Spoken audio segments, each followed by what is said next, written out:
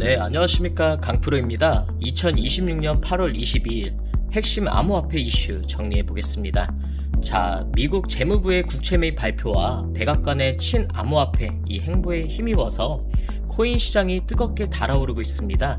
비트코인이 78,000달러 선을 훌쩍 넘어서는가 하면 이더리움은 하루 만에 18%나 폭등하면서 시장 전반에 강력한 상승 불꽃이 되고 있는데요. 시장에 갑자기 이렇게 많은 돈이 쏠리게 된 배경과 현 시점에서 어떻게 투자자들이 반드시 짚고 넘어가야 하는지 이 핵심 포인트들을 쉽게 풀어보도록 하겠습니다. 자, 이번 대규모 상승장의 강력한 도화선이 된 것은 바로 미국 재무부의 깜짝 발표였습니다. 스코페센트 미국 재무장관이 장기 국채를 다시 사들이는 이른바 바이백 규모를 기존 회당 20억 달러에서 최소 40억 달러로 2배 이상 늘리겠다고 공식화했는데요. 국채 바이백이라는 거는 정부가 시장에 유통 중인 국채를 직접 사들여서 유동성을 공급하는 정책을 말합니다. 최근 미국 국채 금리가 19년 만에 최고치를 기록하면서 채권 시장이 불안해지자 정부가 이제 직접 구원투수로 등판을 한 것입니다. 9월 9일부터 적용되는 이번 조치는 10년에서 30년 이 만기의 장기 국채에 집중이 되는데요. 사실 미국 30년물 국채 금리가 5.3%, 3%까지 상승했던 것은 기업들의 자금 조달 비용이나 주택담보대출 금리가 한꺼번에 비싸진다는 뜻이기도 해서 강력한 긴축 효과를 만들어내고 있었습니다. 그런데 재무부가 직접 장기 채권을 사들이면서 가격을 받쳐주자 장기 금리가 하강세로 돌아서면서 눌려있던 시장의 호흡을 트여주었습니다. 투자자들은 이 조치를 중앙은행인 연준의 공식 양적 완화는 아니더라도 재무부가 시장의 만기 부담과 금리 압박을 대신 흡수해주는 사실상의 변형된 양적 완화로 해석을 하고 있습니다. 안전한 장기 채권에만 묶여있던 대기 자금들이 금리가 내려가자마자 오갈 곳을 찾아서 이제 비트코인이나 기술주 같은 고위험 고수익 자산으로 좀 거세게 이동을 하기 시작한 거예요. 여기에 미국 정치권에 들려온 소식도 투자 심리를 제대로 자극을 했는데요. 도널드 트럼프 미국 대통령이 코인베이스, 리플 이런 주요 암호화폐 기업의 경영진들을 백악관으로 초청을 해서 행사를 가졌습니다. 이 자리에서 트럼프 대통령은 그동안 난을 겪었던 클래리티 법안의 조속한 통과를 강하게 촉구를 하고 있는데요. 동시에 미국 증권거래위원회 SEC 역시 규제 불확실성을 해소하기 위한 새로운 정책 프레임워크를 선보였고 미국 연준의 금리 인상 가능성까지 뚝 떨어지면서 호재에 호재가 겹치는 양상이 펼쳐졌습니다. 이런 호재가 한꺼번에 폭발하면서 시장에서는 보기 드문 역대급 숏 청산 현상이 일어났는데요. 비트코인이 단숨에 78,000달러를 돌파를 하고 이더리움과 대장 코인들은 정말로 계속 올랐습니다. 네, 가격 하락에 베팅을 했던 하락론자들의 청산 물량이 엄청나게 쏟아져 나온 것인데요. 단 24시간 동안 강제 청산된 포지션 규모만 무려 27억 달러를 넘어섰습니다. 이게 어느 정도냐? 암호화폐 역사상 최대 폭락장으로 기록이 되었던 2025년 10월 이 당시의 하락 포지션 청산액을 가볍게 갈아치웠습니다. 비트코인에서만 약 14억 달러, 이더리움에서 11억 달러, 이 이상의 숏 포지션에 한두 시간 만에 강제로 이렇게 들이닥치면서 가격을 상방으로 밀어올리는 강한 연료 역할을 했습니다. 다만 현 시점에서 비트코인은 78,000달러 선, 이더리움은 2,500달러 선을 안정적으로 지켜낼 수 있는지 추이를 세심하게 지켜볼 필요가 있겠는데요.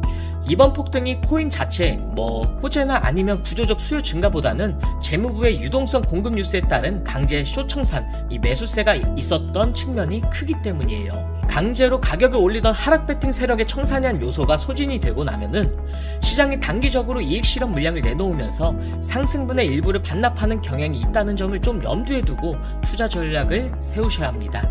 한편 증시 관련 주식들도 일제히 폭등을 하면서 이번 여름 들어 가장 화려한 상승장을 연출했는데요.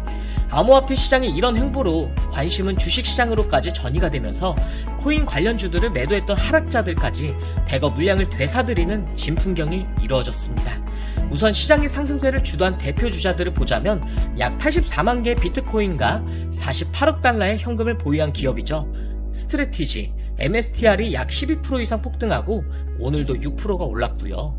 다만 모두 장중 한때 가파른 상승세를 보이면서 최고점을 경신한 뒤에 장 막판에 좀 상승분의 일부를 반납하는 강한 변동성을 보여주고 있습니다.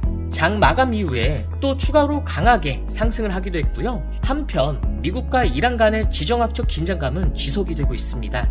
도널드 트럼프 미국 대통령이 이란을 향해서 역사상 가장 강력한 수위의 경제 봉쇄 정책을 선언했기 때문인데요. 트럼프 대통령은 소셜을 통해서 이란이 미국과의 전쟁을 끝낼 수 있는 종전협상 기회를 스스로 차버렸다면서 특정 국가를 대상으로 한 역대 가장 파괴적인 경제작전인 경제 디데이를 선언했습니다. 이 조치는 기존의 작전명 경제적 분노를 전면 확대 개편한 것으로 이란의 원유 밀수와 자금이체, 금융 환전소, 그리고 유령회사를 포함한 모든 자금주를 완전히 차단하는 전례 없는 경제적 고립 작전을 골자로 한다고 합니다. 특히 트럼프 대통령은 이란에 직간접적으로 자금이나 물자를 지원하는 제3국에 대해서도 무자비한 2차 제재 등을 엄청난 경제적 효과를 치르게 될 것이라고 강력하게 경고를 했는데요. 현재 이란의 해군과 공군, 이 군수공장이 거의 파괴되었고 이란의 화폐가치 역시 폭락을 해서 정권이 풍전등화의 위기에 놓여있다고 주장했습니다. 동시에 백악관에서 열린 가상자산 관련 행사에서도 스콧 베센트 재무장관이 새로운 고강도 제재를 통해서 이란 경제에 치명적인 타격을 입힐 준비를 다 마쳤다고 언급했습니다. 이 같은 강력한 경제전쟁 선포 소식에 국제유가가 즉각 반등을 했고요. 미국 국채 10년물 금리가 4.64% 수준으로 하락을 하고 달러 인덱스가 98.8선까지 이제 떨어지는 등 금융시장의 변동성이 확대되고 있습니다. 하지만 투자 심리는 지정학적 악재 속에서도 놀라울 정도로 견고한 모습을 유지하고 있습니다. 비트코인은 이번 반등을 통해서 작년 11월 이후에 약 270일 동안 이어졌던 이 침체를 깨고 2011년 이동평균선과 단기 보유자 원가 기반 가격대를 한 번에 회복을 했습니다. 가상자산 선물 시장의 총 미결제 약정 역시 급증을 하면서 매수세가 살아있음을 증명을 했고요. 결과적으로 이번 시장 흐름은 재무부의 국채 바이백에 따른 대규모 유동성 공급이라는 이 대형 호재와 트럼프 행정부의 대이란 대규모 경제 전쟁이라는 중동발 지정학적 불안 요인이 팽팽하게 맞서고 있는 국면으로 해석을 하시면 좋을 것 같습니다. 단기적으로는 유가 움직임과 중도 정세의 변화에 따라서 78,000달러 선을 중심으로 변동성이 지속이 될 수 있으므로 상황을 면밀히 지켜봐야겠습니다. 자, 이렇게 최근 코인 시장은 호재와 리스크가 공존하면서 역대급 변동성을 보여주고 있는데요. 이럴 때일수록 처음부터 무리하게 큰 금액을 투입하기보다는 적은 부담으로 시장을 직접 체험해보는 것이 현명한 방법이 될 수 있겠습니다.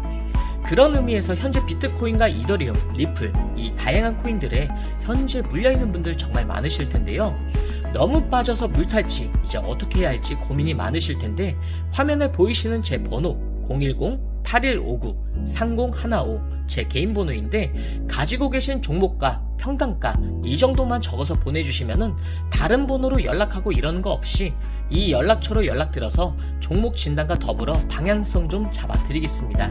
지금 뭐 어설프게 팔아라 이런 거 말고 수익 될 만한 종목과 더불어서 확실한 모멘텀을 보여드릴 테니까 부담없이 연락 주시고요. 이번 영상에서 다뤘던 여러가지 이슈에 대해서 어떤 의견이 있으신지, 과연 이렇게 기분 좋은 상승세가 계속 이어질 수 있을 것인지, 드디어 코인의 시대가 시작이 되는 것인지 이 의견들 댓글로 남겨주시면 감사하겠고요. 아직 안 하셨다면 구독과 좋아요, 알림 설정까지 하신 다음에 흥미로운 미국 주식 업데이트와 코인 정보 업데이트 제가 빠르게 받아보시면 되겠습니다. 이상으로 코인백서였습니다. 감사합니다.